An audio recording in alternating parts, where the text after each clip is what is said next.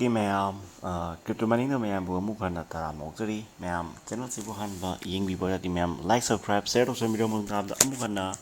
video no thakat pagi mateng oina bai tamak to ngarang sida khoinya goblin garage kita khoina video ama semaga mai promo thagat khidana ko thagale ko adu promo thagat khibagi mai ticket se si yong ko si ticket se hojik overall ticket yeng se bo ko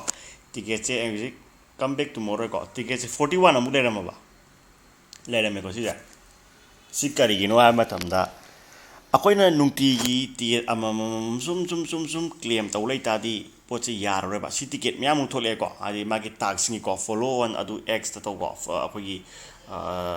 twitter handle da follow to be ko check hana follow to lai bani follow instagram check follow on youtube channel ai hana follow to dum lai bani check ko yengsi ai haji promo dum ai take ba ko okay lai ko adi goblin garage check okay ko adu total in total 53 ticket ai re ko ticket ai ba ko adu hojik promo gi da ngarang gi thakat khibe promo to chang se yeng se ba ko tiyo ngarang thage bi promo to ni ko ngarang aina thagat khibe promo to ko hile to ko promo je wi ko hile to 40 ticket pay tawre ko moina adu ta di ticket 40 ticket chure ko adu di ngarang gi to 50 ticket ni ko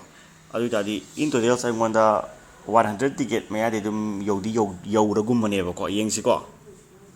adu raga di akoi ticket si 100 ticket 50 ticket amdi stake tor thamamni 100 ticket puna enter the giveaway changani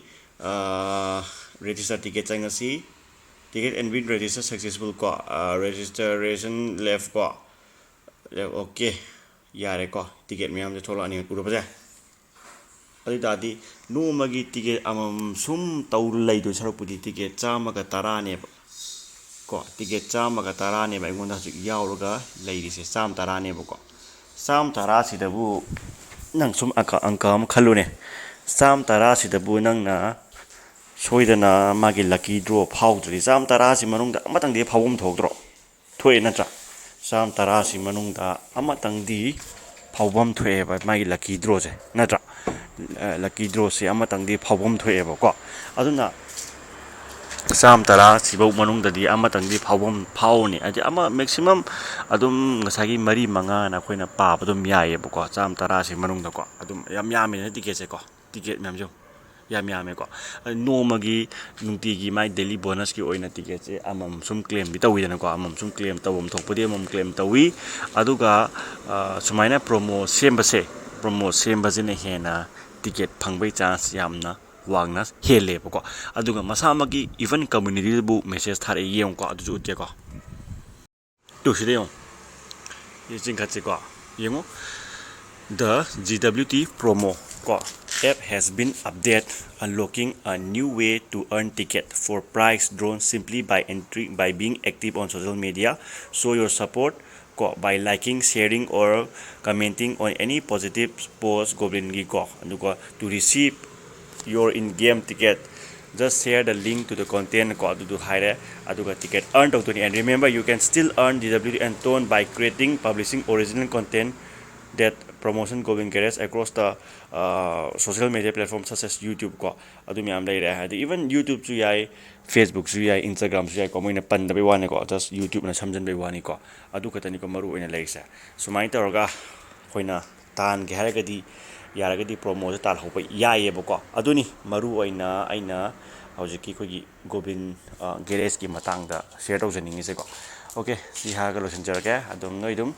noina kaigumba semning ba taraga su adum kehani video macha content macha semaga even YouTube channel later su noigi asage social media haibadi Facebook ni khangde Instagram ni khangde adum share tawsan ba kem kai ba leite ba ko sida mi yam yengda mathau ta de nangi Instagram to orisu Facebook to orisu mi khadi dum friend oini dena unadra manga tar uni khangde even tara orisu ko taruk tare mu orisu mi kharna bu amani bu sen tawragadi adom hairiba nangi thagatliba ads ni khangde video ni khangde du active oirabane ba adu count tawgane ba ko aduna adumaina tawbiyo na aina haijaningi ko aduga hairiba yaragadi ticket si khomba yaba khomobiro ko ticket si ko khomba yaba khomobiro aduga sigi lucky draw se kano tawdore kitangdi thuna di laani ko si poche ko available for registration de thuna ne duga hek tawbaga magi kano se my result se thuna pirakani ado my result se hek pirako matam dadi ado madik